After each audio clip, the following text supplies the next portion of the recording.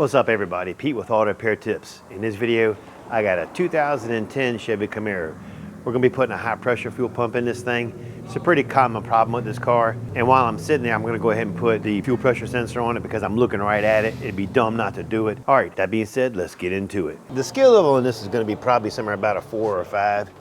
You need to have some knowledge of a car when you're doing this job here. I'll kind of try to help you out best I can. These things here, this is like a more or less for sound deadening because that high pressure pump is back inside here and it's a little bit noisy. But these things here, no matter when they get old and brittle, they're gonna rip on you. I mean, there's really nothing you can do about it. Now what I'll probably do when I go back, I have an assortment of clips and I'll probably get one with a fatter head on it, kind of help out a little bit. The crazy thing is, there's an actual clip on the back side right here. Good luck getting that one out without ripping it. Well, it kind of ripped. So next thing I'm gonna do is, these hoses here, they're pre-formed hoses. Go ahead and take it, get them out of your way, only because you don't want to take a chance of moving the intake and breaking them and having to buy them. Real simple when you're taking these off. These have quick clips on it. You just kind of go like this. You just kind of go like this, and it opens right up. This one right here gets a little bit stuck sometimes, so I'm gonna put like a little bit of lube down the side here, kind of wiggle it around, let it soak down in there, and it should come up fairly easy. And it doesn't take much, just put a little bit around it, kind of move it around a little bit. The back side of this hose has the exact same kind of clip. There we go. Messing with older cars, every clip is gonna be brittle. Little purge solenoid here, 10 millimeters right on the other side of this. Just take it off, set it aside. There's a couple of 13s on the back side of this upper intake. I'm gonna have to get them off. There are 2 brackets right here. That was super loose. And there is no Loctite on these at all.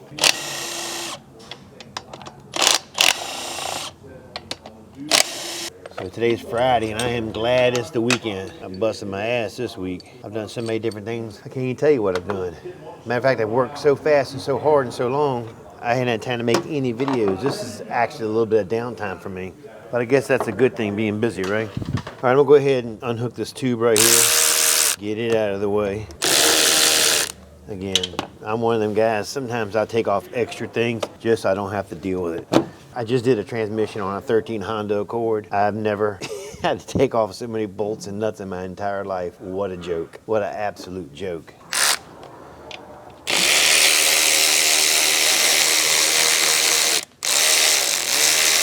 Sometimes I do these videos, in my mind I know what the hell I'm saying, it just don't come out my mouth right. We got a volleyball tournament this weekend. We are heading to Ocean City, Maryland. I love it out there. When I was younger, my parents used to always take us vacation in there. Here we go.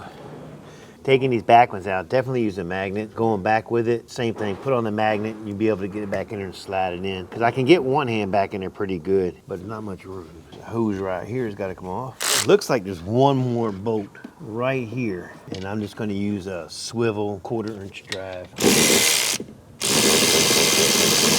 The long ass one too, good Lord. All right, so you're not getting this bolt out without, well, they say you're not getting it out. Hold on a second. Oh, you'd have to move this whole thing, that's why. So what you do is we'll hold the bolt up half-ass way, pick it up and slide it forward and take it out. All right, make sure you stuff rags in the holes here, your intake holes, because you don't want to be dropping bolts and nuts and dirt and debris and anything else getting down inside here. So we'll take this hose out.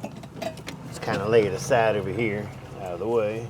The pump is right back inside here. There's still a metal bracket right here that we need to get off. And there's a foam insulator that goes around that helps keep the noise down also. So we need to get that off also. I'm gonna take the gasket off. The high pressure pump is right back here. Before you disconnect any fuel lines, the little valve right here, make sure you take it off, relieving the fuel pressure so you don't get blasted in the eyes. So again, these are things I'm just taking out of the way.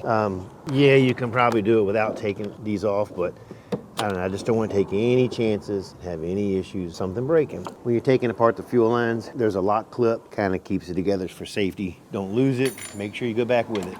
Now I've disconnected that, I can just move it out of the way over here. My hand has a lot better access. And actually I can even see it. Even like this little clip right here, or the connector, not a clip. Take that connector, just unplug it, takes 2 seconds. Set it apart and get it out of your way. The sensor right here, snap it out of the way, plug it, and I'm able to see the whole thing a lot better. There's one bolt easy to get to. One bolt is kind of like right below it. Hold on a second here, make sure I'm telling you right. With the lines out of the way, I can get my hand all the way back here. The high pressure pump is located right here. Here's your valve cover. It's directly behind there. It's got one bolt up top, one at the bottom. There is a line that we're going to take off that goes to it. Go ahead and remove it now before you unbolt it. That pump has two lines going to it. One is a short U, and I'm pretty sure this top one needs to be replaced if you remove it. I have to look and see. And there's one that goes in the side of it. And the bolt on top is easy to get to. The one on the bottom, that's gonna be a bear. I hope you guys can hear me. Just realize I'm laying on the damn microphone. Sorry about that. All right, let's go ahead and get these lines off. It feels like these lines are a 17. Top one's pretty easy to get to. Still had a little pressure on, didn't it? I like these fittings. They're like, it's like a ball. The one in the back, it's a little bit tighter snug, so I went and got a little nubby 17. So when I removed that last line, I was noticing it's right up against the pump. I'm gonna take the two brackets off, remove that fuel line, and that pump will come out a lot easier that way. You'd be a lot less fighting on you. So they're in love with these damn brackets. The bolt that holds them on is a 15. They did not want them to go anywhere. I'm sure it's a safety thing now. So if anybody knows the reasoning for these two bolts to be Loctited and that damn big for that fuel arrow, that's only maybe 8 inches in length, somebody leave a comment and let me know. We're down to the final. You can get a good view in that pump. There is an electrical connector on that pump. They don't give you much room at all to unplug it. So looking at it, I think we're gonna wait till I unbolt this mama jama. And I'm gonna do the bottom bolt first. That's the hardest bolt to do because I feel like, oh, and there's rat shit back here. Let me do that. Let's get the bottom. Let me size it up. We'll get the bottom one out and the top one. You can't really see me do it, so I'm gonna go ahead and get it knocked out. All right, so the pump sits in there just like this. There's an electrical connector right here. I left the connector on, it was too hard to get to. Once you take the pump out, it just kind of flips around, you can unplug it. But the one bolt is just to the right of that connector. They're both 10 millimeters. This is what they look like. For the bottom bolt, this is the setup that I used, and there was no sense in me showing you. You didn't need to really watch me sit here and go a half a thread at a time. All right, let's get some lunch, some parts ordered, and we'll get her back together. So I got the parts on order. We're putting GM parts back on here. I'm not gonna show you with putting it back together. That's just kind of reverse procedure. But when I get all done, I'll get the scanner hooked to it. I'll show you the new readings. We'll take it for a test drive and see if this thing has got any pep in it. Catch you in a bit. So this is what the new GM fuel pump looks like. It comes with a gasket, and the screws are already kind of like halfway set on there. This is what you want to do, especially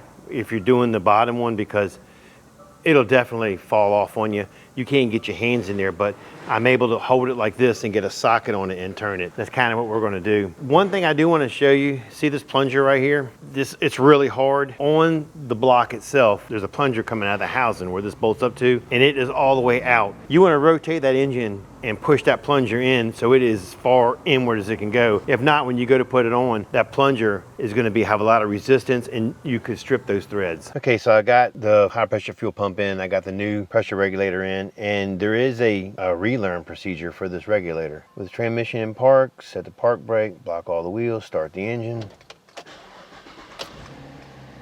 Hit continue, collecting the data, enable, disable, and I guess we're good to go. All right, so we're done with that. I don't believe there's one for the actual high pressure fuel pump. I don't see one there. Let's go ahead and take it for a ride and let's see how this thing does. So I let it run for a little bit in the stall just to get the temperature gauge up, kind of keep an eye on things. It seems to be doing okay. So looking at this, the fuel rail pressure MPA is about 3 point something to 4.6. That's about 660 pounds of PSI. This car earlier was running like 7 or 8 MPA, so it was way up there at idle. So I think we pretty much definitely took care of this guy's problem because those readings look really good compared to what I had before. So looking at everything, this job is done. Everything looks good. I appreciate you watching. Don't forget to like, subscribe, and leave a comment. Catch you later.